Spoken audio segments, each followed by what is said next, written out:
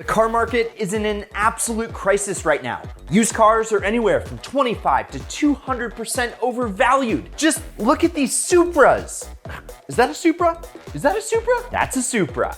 300K, 239K, 185K, and so on and so forth. Where just a couple years ago, the cheapest turbo Supra with 61,000 miles on it sold for just $21,575. And today, the cheapest Mark IV Supra in the nation is, drumroll please, on Fleabay for a whopping $44,800. Now, I'm not that good at math, but that's over 100% increase in just a few years. And those price increases are everywhere. But for how long? Because, well, this market is showing every indication on the planet that it is going to burst. Loan terms, they are out of control, with Americans owing over $1.42 trillion in loan debt. The average car payment in the US is now over $700 per month, which I can't afford. And that means more people than ever are defaulting on their loans. And almost half, yes, half, 46% of people owe more than their car is worth. Yes, that means they are underwater. You don't want to be underwater. How do I breathe in this thing? So today on Blinker Fluid, let's dig into how a horrible financial decision became a standard financial decision. And folks, get the popcorn ready because this isn't based on findings of a crystal ball. Although that would be pretty cool. Instead, guys, I did my research and you have a first-class seat to the bursting of this car market bubble. Let's go.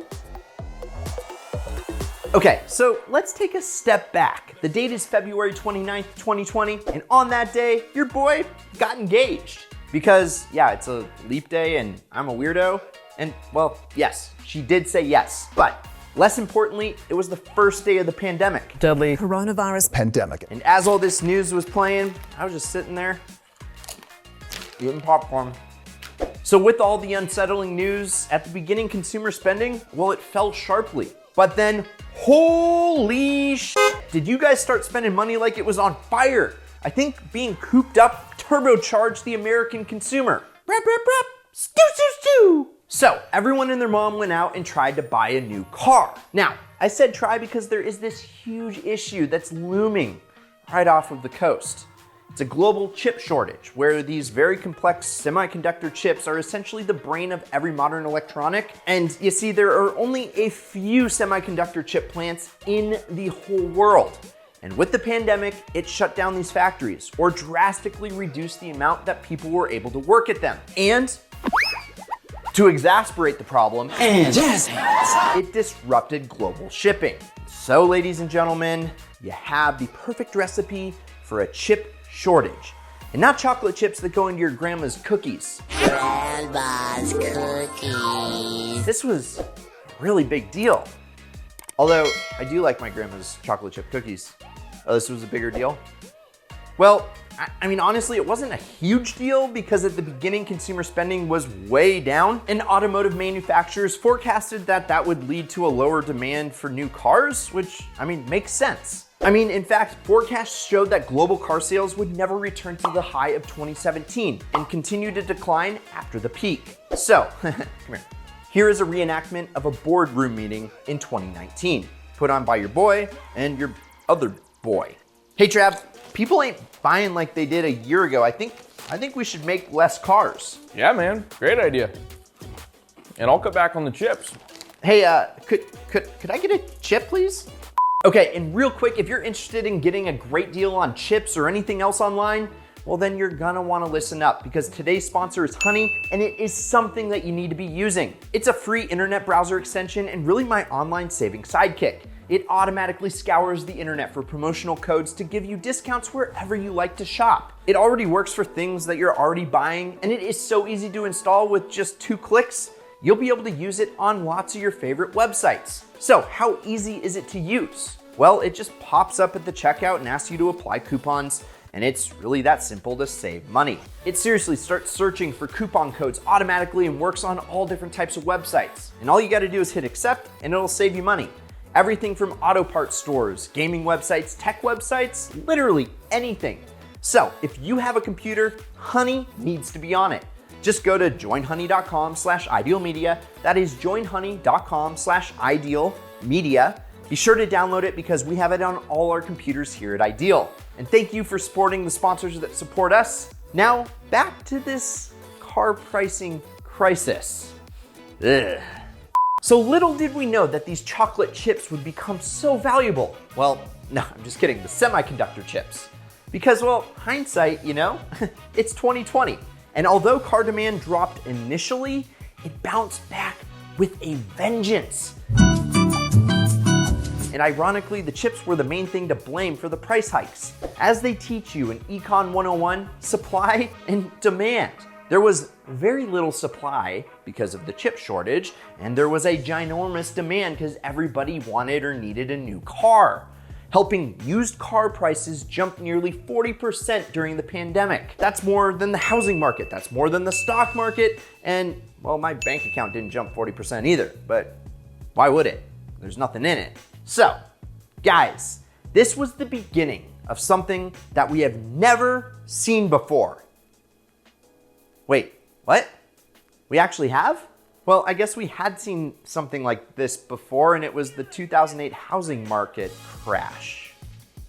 Now, we are not a real estate channel, so I'm gonna keep this super short. But if you do love money and real estate, go subscribe to Ideal Money. I'm gonna link to it in the comments down below. So, leading up to the housing crisis of '08, there were 1, a decline in lending standards, specifically subprime mortgages, where essentially these are loans offered to people that don't qualify for prime rate mortgages, and the number of them jumped from 4.5% in '94 to over 20% in 2006.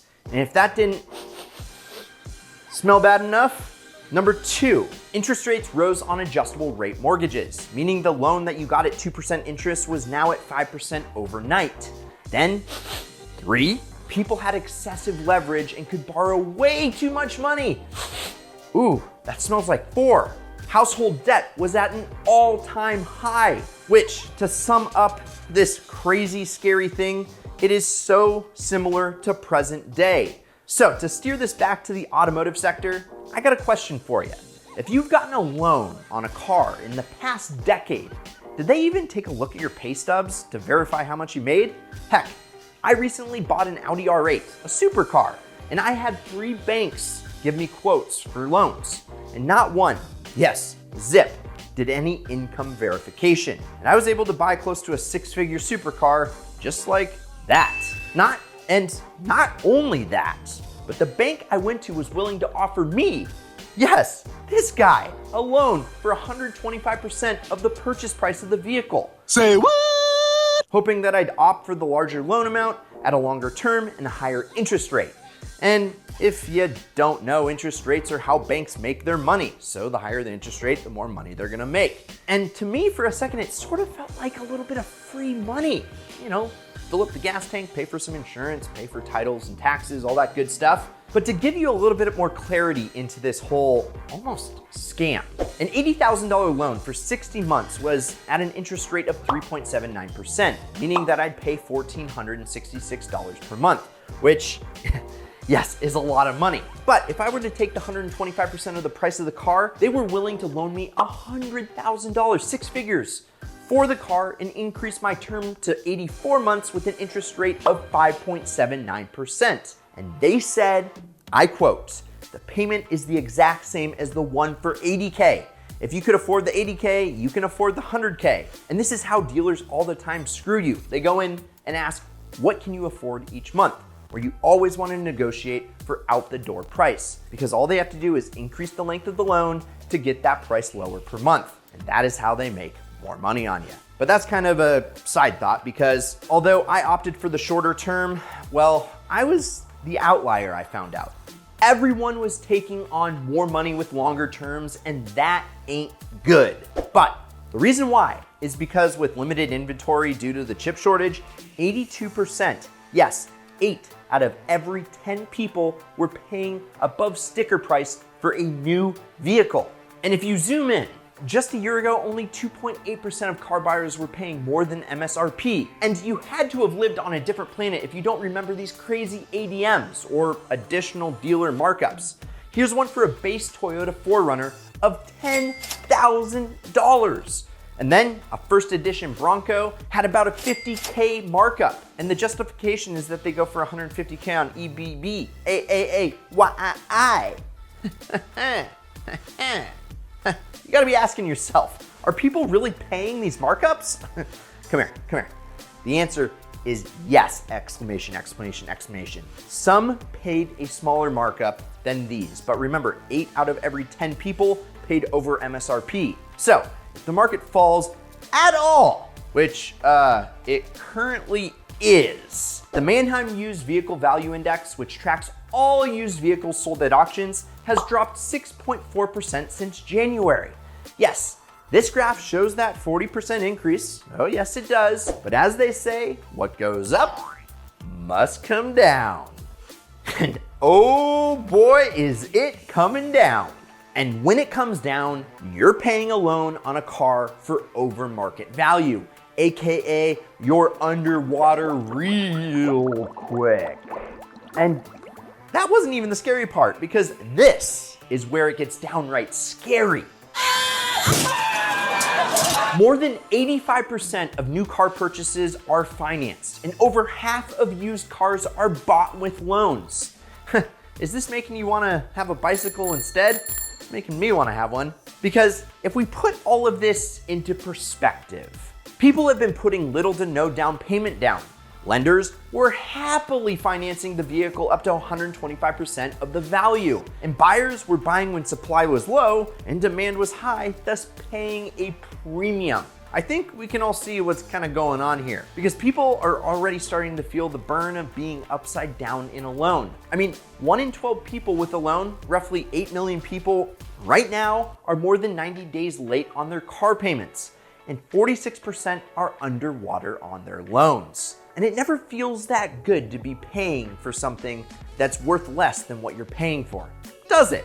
It almost feels like you're getting ripped off. Well, this is the definition of a financial crisis, and one that's only gonna get worse before it gets better. It kind of feels like 2008 just never really happened. Or if it did, I guess we just didn't learn from it. But you know, you gotta ask the question, what are people supposed to do? Just not drive? Well, they could. Or they could go look at this as a huge opportunity to buy an ideal car that someone needs to get out of. So go check out in the description the ideal car strategies. I put a new free workshop in there that will forever change the way that you buy cars. I guarantee it. And I'm gonna leave you guys with this. As the market softens and more inventory becomes available, watch for the dealers not posting all their inventory they actually have all at once. That will artificially keep supply low, keeping prices high for as long as they can milk it. Now, this is something that exotic car dealers have done forever. Even if a dealer has 20 Lamborghini Huracans available, they're only gonna put 4 available on their site at a time. That way they keep supply feeling scarce, and you gotta go buy one today or else there might not be one tomorrow. And if you're the guy going to buy a Lambo today, can I at least drive it? I need a friend.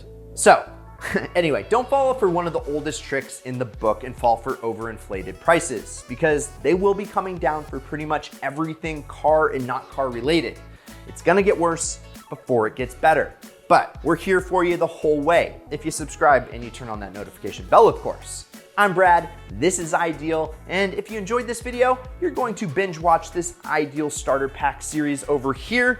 And yeah, well, don't fall for these high prices, and promise me one thing, keep living the ideal lifestyle.